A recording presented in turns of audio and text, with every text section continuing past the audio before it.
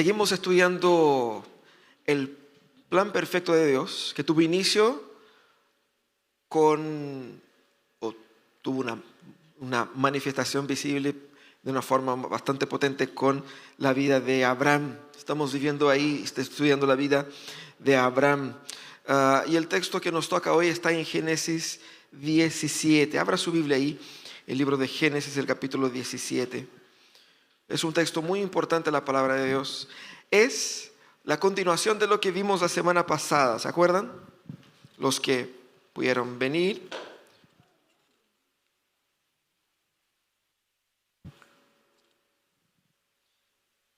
Génesis 17.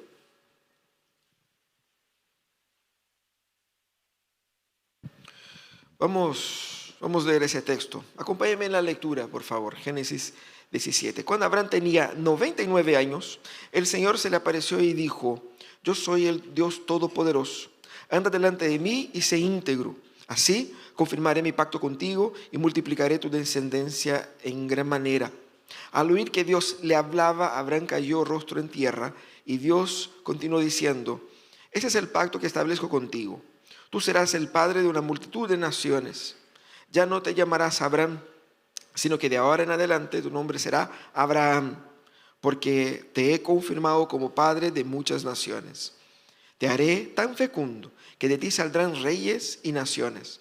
Estableceré mi pacto contigo y con tu descendencia, como pacto eterno por todas las generaciones. Yo seré tu Dios y el Dios de tus descendientes. A ti y a tu descendencia daré en posesión perpetua toda la tierra de Canaán, donde ahora vives como extranjero. Yo seré su Dios. Dios también dijo a Abraham: cumple con mi pacto, tú y toda tu descendencia por todas las generaciones. Y ese es el pacto que establezco contigo y con tu descendencia, al cual todos deberán cumplir. Todos los varones entre ustedes deberán ser circuncidados. Circuncidarán la carne de su prepucio. Esa será la señal del pacto entre nosotros. Todos los varones de cada generación deberán ser circuncidados a los 8 días de nacido. Tanto los niños nacidos en casa como los que hayan sido comprados por dinero a un extranjero y que por lo tanto no sean de la estirpe de ustedes.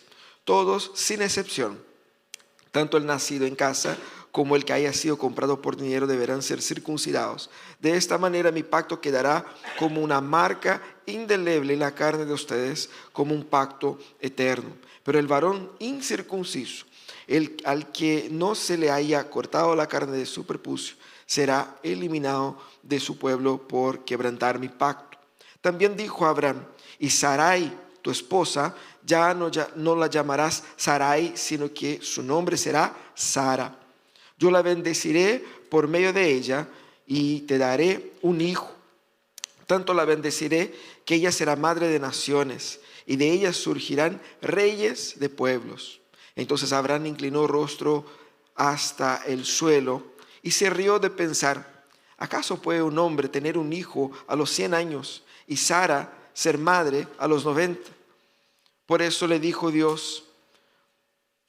Dios: concédele a Ismael vivir bajo tu bendición.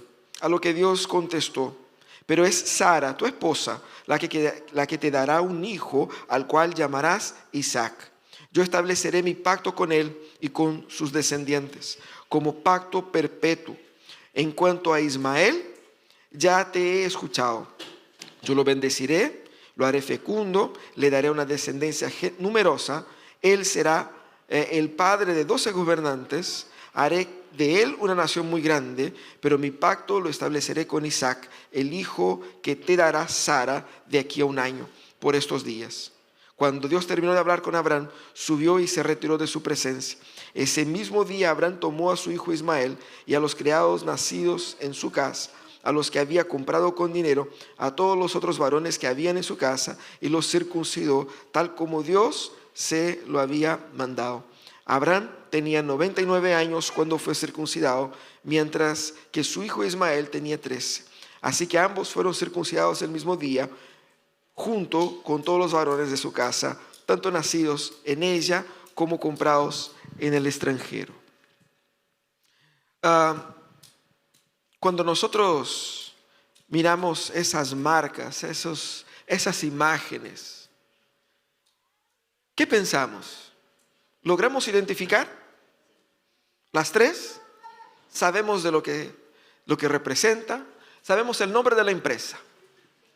Si de repente usted se encuentra con un auto afuera que tiene ese logo, seguramente pensarían que ese auto debe ser muy valioso.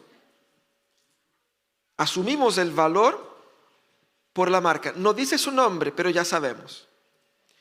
Ese es el poder de los símbolos. Eso en realidad son isotipos, que son la parte simbólica de una marca. Y cuando nosotros vemos eso, entendemos porque hemos aprendido, hemos conocido esas marcas, y ahora solamente con un diseño muy pequeño ya identificamos la calidad, el estilo, incluso a qué se refiere. Son tres marcas distintas, una de autos, otra de comida, otra de electrónicos, pero identificamos de una forma muy, muy rápida solamente por eso. Eso es parte de lo que las empresas llaman de branding. Es básicamente la gestión de marca. Es todo ese conjunto de acciones que sirve para posicionar su marca en el mercado, para que la gente lo ubique, para que se destaque, para que se conozca, para que se vea. El tema de las marcas es muy importante porque no solamente indica la calidad o la procedencia, pero también indica la posesión. Es como un timbre en un libro. Y ustedes saben, ahí en el seminario, imagínense, viviendo con varios seminaristas, cada uno tenía sus libros, ¿no? Entonces, más valía que cada uno pusiera su nombre en su libro, porque si se prestara sin nombre, no volvería. Entonces, la marca, el símbolo, el timbre, identifica. Así como dos equipos jugando uno contra el otro, cada uno tiene una polera distinta. No solamente para defender o representar su equipo, pero para que no se confundan ahí entre ellos. La marca es algo distintivo, algo que separa, que clasifica, que especifica, y todo símbolo cuenta una historia. Claro que las marcas como estas tienen todo un chamullo marquetero para decir que esa imagen visual es producto de que nosotros creemos en tal cosa. Todo un chamullo, ¿cierto? Para vender. Pero toda marca, todo símbolo tiene una historia y cuenta una historia, proyecta una historia, incluso los colores. Y no es casualidad que tengamos ahí a la marca de comida al medio con un color que va a remeter a ese ambiente de la comida rápida, por ejemplo, que atrae, ¿no es cierto? Y obviamente cada color va a remeter a un sentimiento. Ellos usan mucho eso.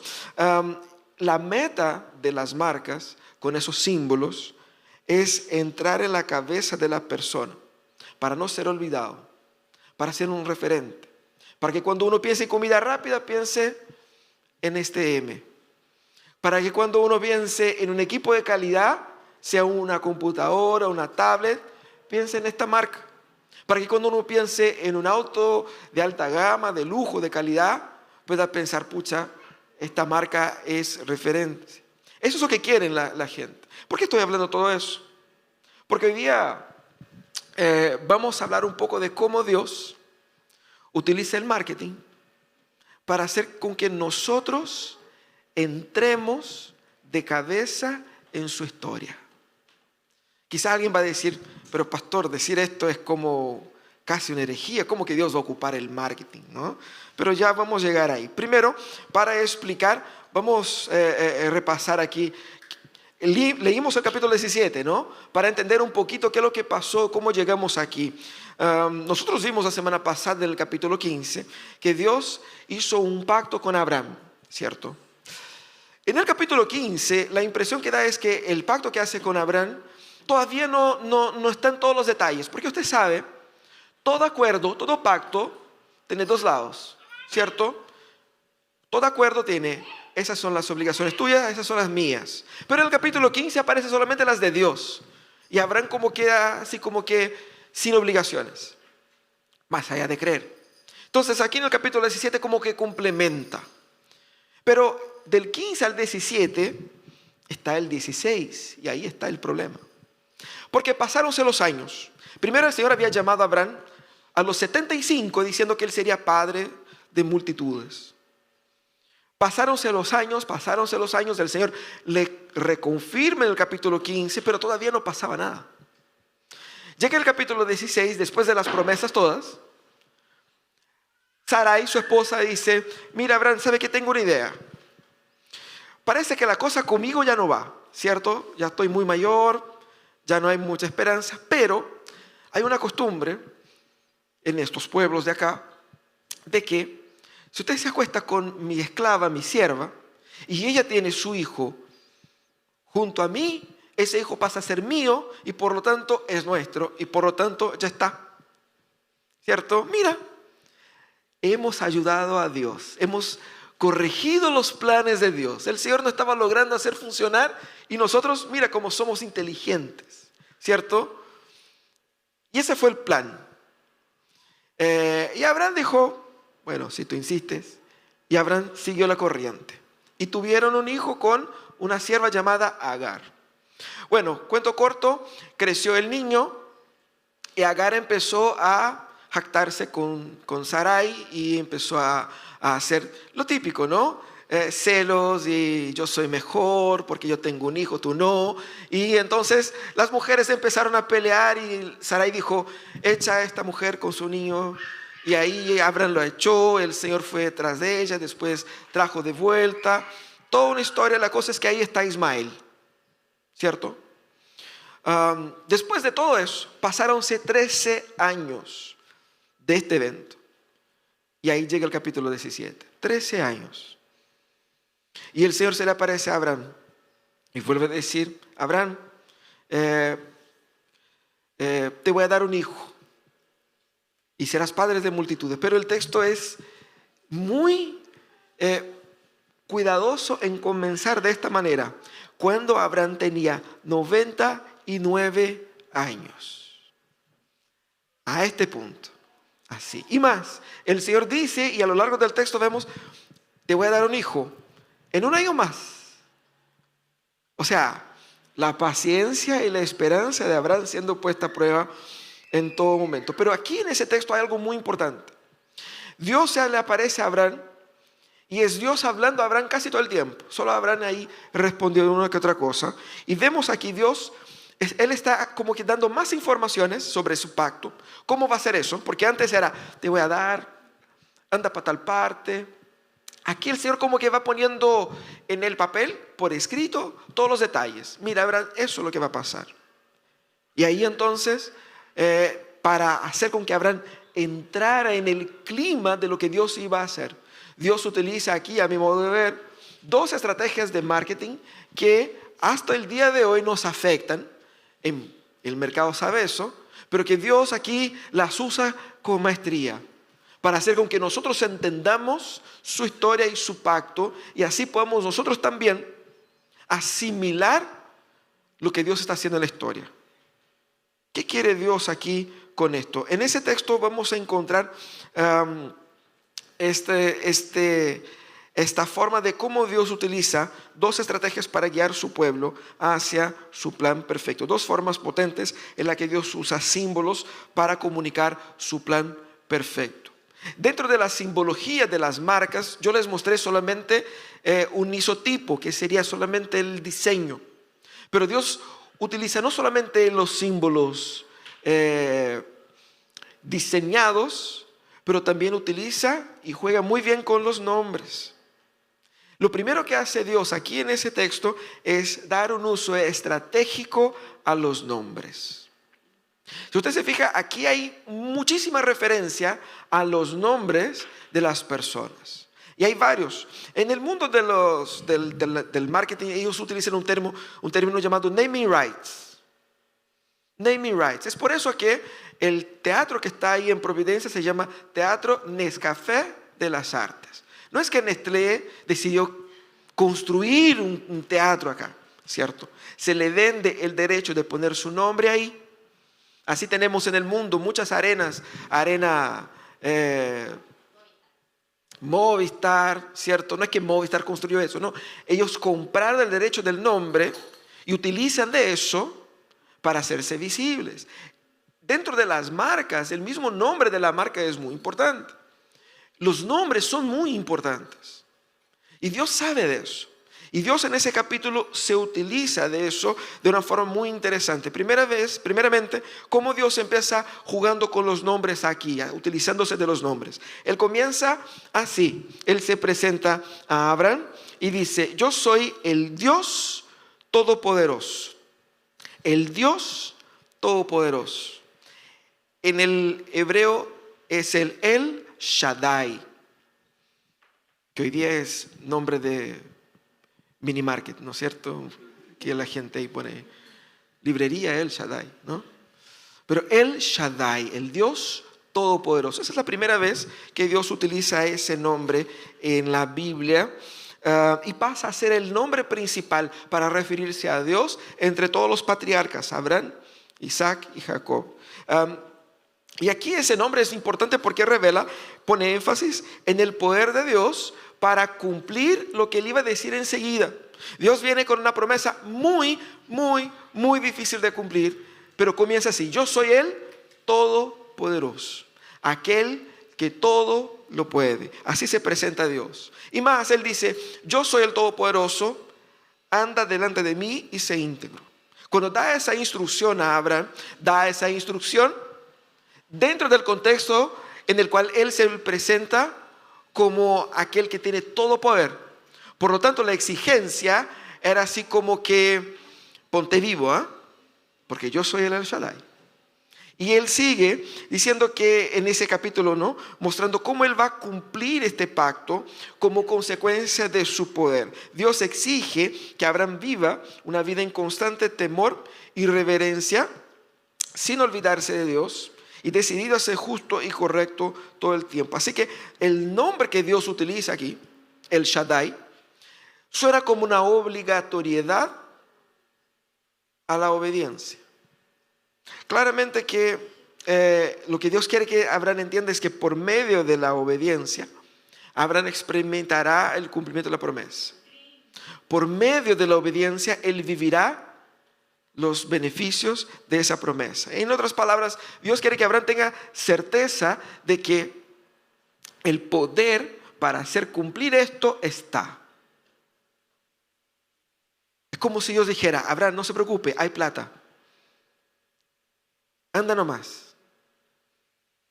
Eso es lo que Dios hace, El Shaddai. Ahora, Dios utiliza ese nombre para referirse a sí mismo, pero el juego de los nombres sigue y avanza. Porque después él va a llamar a Abraham, dice: Abraham, e incluso ya no te vas más a llamar Abraham, sino que Abraham. Y cualquiera en nuestros días iba a decir: bueno, parece que es un cambio muy pequeño, ¿no? Parece un lujito. Pero aquí Dios estaba jugando con las palabras de una forma muy hábil. Mira lo que hace Dios. Abraham significa literalmente Padre exaltado, que podría ser una referencia a sus ancestros, a una divinidad o incluso a él mismo. Era un nombre que tenía ese significado común y corriente, digamos así, ¿cierto? Pero Dios utiliza la misma raíz de su nombre y agrega para nosotros 2 letritas, haciendo con que este nuevo nombre sea muy parecido o casi la unión de 2 palabras que Dios utiliza en el mismo texto. Porque Abraham es padre de multitudes. Ese es el nuevo nombre que Dios da a él. Y ese nuevo nombre es literalmente lo que Dios le promete. Dios le promete: te voy a ser padre de multitudes. ¿Y cómo te vas a llamar ahora? Padre de multitudes. Vas a llevar la promesa en el nombre. Y es tan así que Dios utiliza, cuando Dios dice: serás padre de multitudes, es como si Dios dijera: serás Abraham. Porque Él utiliza Ab de padre, por eso decimos Abba En el Nuevo Testamento Jesucristo utiliza esa expresión, ¿cierto? Pablo también, Abba de padre, A-B, padre, y Hamon, que sería multitudes. Y Dios utiliza esas dos palabras en el mismo texto. Entonces es casi como que para el que lee en hebreo ve así como que Dios jugando con palabras y utilizando eso como un proceso incluso mnemónico para el propio Abraham. Y es bonito porque cuando Dios dice ya no serás llamado así, sino que serás llamado de este modo, literalmente lo que Dios está diciendo es serás reconocido por ser así. Dios, al cambiar su nombre, cambia el destino de Abraham, la historia de Abraham, cómo él sería reconocido. Ahora Abraham literalmente encarnaba la promesa. No era solamente una idea, no era solamente una palabra. Ahora la promesa era él. La promesa era él. Y él habla aquí de que sería padre. Antes la mención era padre de muchos. Ahora lo que Dios añade en este capítulo es padre de muchas naciones. ¿Por qué eso es importante? Porque aquí establece Dios a Abraham como el pionero de todos los que creen. No solamente los hijos biológicos, sino que todos aquellos que llegan a creer, incluso nosotros, y ya vamos a ver más adelante. Y va a establecer ahí un pacto eterno, no solamente con él, pero con toda su descendencia. Y por eso ese nombre es tan importante. Ahora, Dios no solamente cambia el nombre de Abraham, sino que cambia el nombre de su esposa. Se llamaba Sarai. Casi nunca ocupamos Sarai. Siempre le hemos dicho Sara. Pero aquí Dios dice, no, ya no se llamará Sarai, sino que es Sara. Aquí es importante porque gran parte de la promesa de Dios residía en el hecho de que tanto Abraham como su esposa, que era estéril, fuesen mayores, muy mayores, incapaces de tener hijos. Y tener un hijo en la imposibilidad era parte del plan de Dios, para mostrar que este pueblo solo existe porque yo quise que existiera, porque era humanamente imposible. Eso es lo que Dios quería decir. Y por eso Él menciona Sarai aquí y Sara. Porque el capítulo 16 ya había pasado, el condorito que Dios había mandado, ¿cierto? Ahí el capítulo anterior. Sabía que Abraham se había puesto creativo, Sarai también. Y entonces dijo, no, te quiero dejar clarito, es con ella, es por medio de ella que vendrá el hijo prometido. Y por medio de ella vendrán naciones. Y el cambio que Dios hace es el cambio de Sarai para Sara. Sara significa princesa. Es exactamente la idea de la realeza asociada a Sarai. Implica en herederos que serán reyes. A eso apunta el Señor aquí. Y la mención es relevante para decir que los planes de Dios son realizados por los medios de Dios. Dios le cambia el nombre a Abraham. Dios le cambia el nombre a Sara. Mostrando que ellos ahora encarnan la promesa. Pero Dios se pone, ya que tenía todo el derecho de cambiarle los nombres a la gente porque era Dios, dijo, y voy más allá, van a ser un hijo de ustedes, y ese hijo yo le voy a poner nombre también. Ya que estamos poniendo nombre de todo, estamos cambiando los nombres de todo, y el nombre de ese hijo será Isaac. Al definir el nombre, Dios también juega con la misma humanidad de Abraham y de Sara. Porque en el texto mismo dice que Abraham como que se rió para sí mismo, así como que, pero ¿cómo es posible que eso va a pasar? Así como que parece un chiste, una broma o algo parecido. Y el Señor dice, usted se ríe, pero eso va a pasar. Y su hijo se va a llamar el que ríe. No porque a ustedes le estoy retando, porque ustedes están dudando de mí, sino que ustedes se alegrarán y se reirán con la gracia y el milagro que yo voy a ejecutar. Yo voy a poner risa en sus labios por medio del cumplimiento de esa promesa. Él será fuente de su alegría ya en su vejez. Y eso es lo que hace Dios aquí, utilizando nombres para conectar, para aplicar su plan, Pero ¿por qué Dios cambia o da nombres a las personas? Primeramente porque Él quiere revelar su cuidado en enseñar a los miembros del pacto cómo su plan se desarrollará.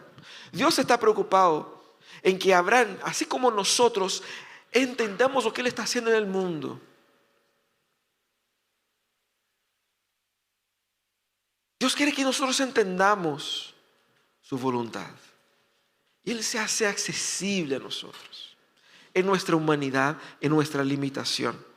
Y aquí Dios utiliza los nombres como una señal de inclusión. Así como un padre va a dar nombre a los hijos. No sé si Roberto y Connie ya tienen los nombres ahí, ¿cierto? Preparaditos. Es la prerrogativa de ustedes. Yo no me elegí que me llamaran Amós. Nadie me preguntó, ¿cierto? Mi mamá ahí leyendo los profetas menores dijo, eso está bien. Es la prerrogativa de los padres de nombrar a sus hijos. ¿Qué es lo que hace Dios?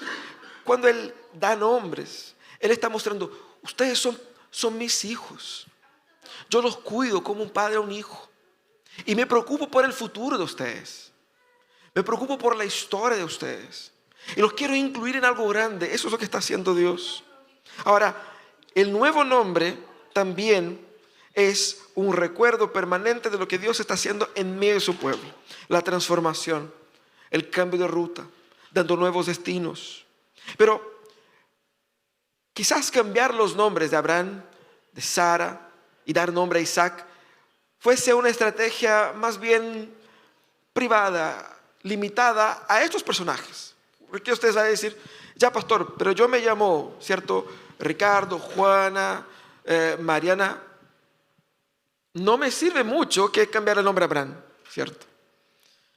Sirvió mucho para él y obviamente que es para nosotros de testimonio. Pero Dios aquí da un siguiente paso en su estrategia de marketing, digamos así. Y no solamente hace uso estratégico de los nombres, pero también de los símbolos. Él había hecho un pacto con Abraham y por ende con su pueblo todo. Y Él establece aquí un símbolo, una marca, que quedaría registrado, guardado, identificado como aquellos que efectivamente participan de este pacto. Dios establece aquí la circuncisión como la marca del pertenecer al pacto. Y mientras los nombres apuntan a la parte de lo que Dios va a hacer en este pacto, porque Él cambia los nombres para prometer que Él va a cumplir su promesa. Pero aquí Él dice, y lo que corresponde a ustedes es eso. Ustedes cumplen mi pacto cuando se circuncidan. Pero ¿qué es lo que era la circuncisión? Era la remoción del prepucio del órgano genital masculino, básicamente. Todo el contexto del capítulo 17 tiene que ver con la procreación. ¿Qué es lo que Dios prometió a Abraham? Él sería padre, iba a tener hijos. Y no pocos, sino que muchos. Entonces ves que hay una relación entre la procreación y el señal que Dios escogió, ¿cierto? Ahora, este señal que Dios escogió era para ser aplicado a todos los varones de chico, al 8º día. Porque esa costumbre no era una costumbre que Dios estaba inventando aquí ahora de cero, de la nada, sino que era una costumbre también en otras culturas, pero en otras culturas era más bien una costumbre para los adolescentes que entraban en la vida adulta. Casi como una iniciación sexual.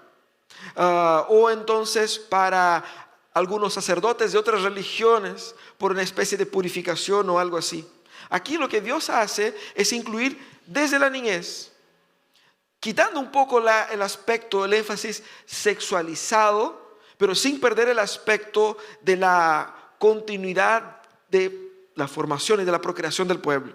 Por lo tanto, aquí lo que Dios quiere mostrar es que al incluir los niños, todos, desde su nacimiento, ya están siendo separados, santificados para este fin que Dios está desarrollando por medio de su pacto. ¿De qué sirve entonces una marca o un símbolo como la circuncisión si, digámoslo así, la gente no puede ver? Porque, claro, uno anda vestido, ¿cierto? O sea, ¿de qué me sirve tener una marca en el cuerpo que casi nadie lo va a ver? ¿Qué tanto ¿qué tanto sirve tener una marca oculta, no? Eso es importante. Primero porque no era para ser mostrada. La función del símbolo aquí reside no en su exposición, sino que en la percepción de aquel que ya lo tiene.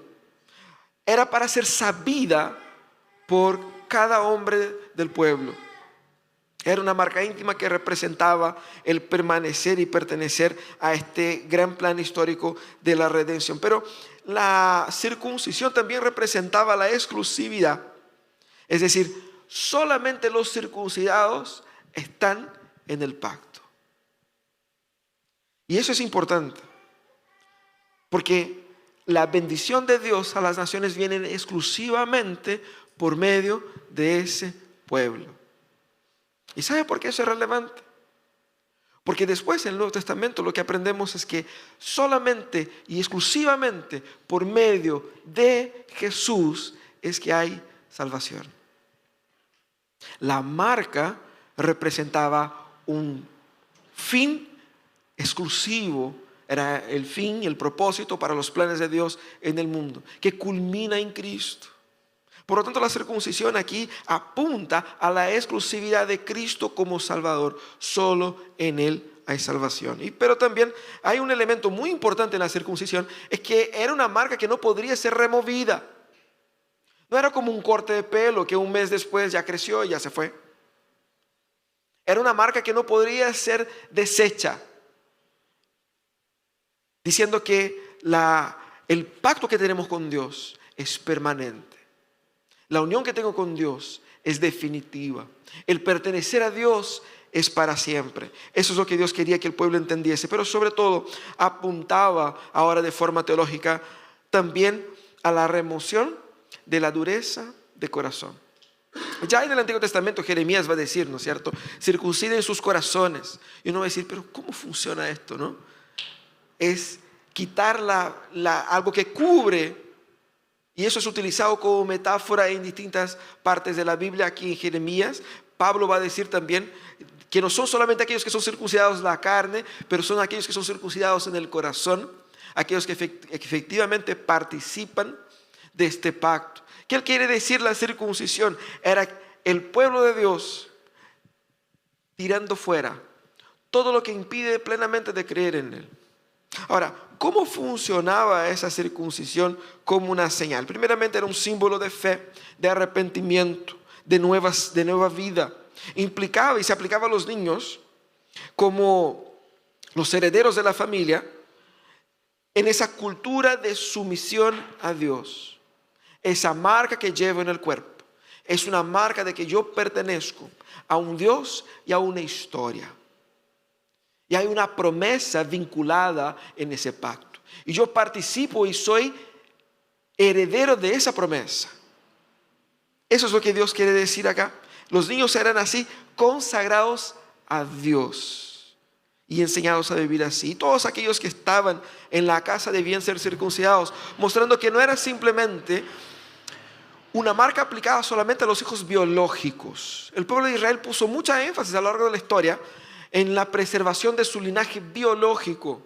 Pero aquí ya desde el inicio Dios incluía gente de otras tribus, de otras naciones, pero que estuviesen vinculados y debajo de la obediencia al Dios de Israel. Y estos eran también llamados a que si quieren estar en el pacto tienen que ser circuncidados, tienen que llevar la marca, porque la marca es la señal del pertenecimiento. Por lo tanto era obligatoria. Ahora, ¿qué lecciones nos enseñan esa marca? Primeramente orientaba al pueblo de Israel, que estaba escuchando a Moisés leyendo toda esa historia, de dónde salió la costumbre de que ellos se circuncidaban. ¿De dónde salió esto? Moisés está enseñando a su pueblo que esa costumbre que ustedes realizan tiene un propósito histórico muy importante y muy relevante. Instruía sobre la necesidad de incluir a los hijos en la historia del pacto y recordaba que los extranjeros también eran bienvenidos a ese pacto. Pero en el Nuevo Testamento nosotros encontramos el fin de este propósito eh, de la multiplicidad de naciones en Cristo. La semilla final se termina porque viene definitivamente el que iba a salvar al mundo. Desde Adán y Eva, la promesa de Dios era que iban a ser un hijo de mujer. Y así, en cada nuevo nacimiento se esperaba un Salvador. En Cristo se termina esto. ¿Y Cristo qué es lo que hace? Él resignifica ese símbolo, transformando lo que era la circuncisión en el bautismo. El bautismo es la marca, el símbolo del arrepentimiento, del nuevo nacimiento, del ingreso a la familia del pacto, de que ahora yo participo y tengo derecho a todas las promesas de este pacto. Y es por eso que nosotros bautizamos también a los niños, así como se circuncidaban los niños. Porque los niños, como parte de la familia del pacto, al ser bautizados en la fe de sus padres, esos niños son educados, formados y ya disfrutan desde sus edades de los beneficios de pertenecer a este pacto. Nosotros debemos entender que la circuncisión en sí, así como el bautismo, nos salva. Pero al mismo tiempo el Señor nos ordena, así como ordenó el antiguo, ordena que cada uno sea bautizado en nombre del Padre, del Hijo y del Espíritu Santo. Entonces, ¿cómo estos dos recursos, nombre y símbolo, pueden dialogar con nosotros hoy día? ¿Qué hacemos con toda esa información? Primeramente, entendamos que hay una preocupación de Dios, pedagógica, de enseñarnos a cómo vivir su plan perfecto. Quizás Dios no cambie tu nombre, porque hoy día no se juega tanto con los nombres, así como en el pasado. Pero efectivamente Dios quiere que aprendas a confiar y depender de Él en tu historia. Tu destino tiene que ser el destino que Dios tiene para ti. Tienes que ser dedicadamente comprometido a ir y ser quien Dios quiere que seas. Eso es lo que Dios hace cuando cambia un nombre. Y de hecho quizás su nombre no cambió, pero lo que la Biblia va a decir en el Nuevo Testamento es que si tú no cambias, si no naces de nuevo, no puedes entrar en el reino de Dios. Y en ese nuevo nacimiento quizás merecería un nuevo nombre, pero aún con el mismo nombre, ya siendo una nueva persona, solo así participas de los planes de Dios en la historia. Ahora, todo eso apunta a la transformación que debe haber en nosotros. Y el bautismo también, como el símbolo de que yo oficialmente he sido ingresado a la familia de Jesús. Llevo sobre mí la marca de este pertenecimiento, de que mis pecados fueron lavados y de que yo morí con Cristo y resucité en Él. Se utiliza en el Antiguo Testamento la idea del bautismo como el pasar por las aguas, como el pueblo de Israel pasó por el Mar Rojo y fue bautizado. La Biblia dice que ellos fueron bautizados por esto, es decir, esa experiencia marcó un antes y un después. Y no hay vida cristiana sin una profunda comprensión de un antes y un después. Dios quiere hacer de nosotros nuevas personas y quiere que nosotros dejemos hacia atrás viejos nombres, viejas vidas, viejas costumbres, viejas historias, viejas mañas, y abracemos su nuevo propósito, su nueva historia, su nuevo destino. Es eso lo que Dios quiere mostrar aquí. Y Dios resignifica a Abraham, Sara, identifica a Isaac con nombres que tienen que ver con lo que Dios está haciendo en la historia. Establece un ritual que era la marca permanente de posesión. Y hoy día el Señor también nos llama a ser circuncidados en el corazón, a quitar fuera, dejar hacia atrás la incredulidad y creer en la manifestación del plan de Dios en la historia. Que Dios nos ayude a tener esa misma percepción de su valor, valorando los símbolos que Él nos da. Hoy día tenemos un símbolo presente, que es el símbolo de la cena del Señor. Al participar de la cena del Señor, lo que hacemos es confirmar nuevamente nuestro pertenecimiento. Tenemos un lugar a la mesa, porque hemos sido comprados por Él, bautizados en Él. Y nuestro destino está vinculado a lo que esa mesa nos enseña. Vamos a orar. Cierra tus ojos.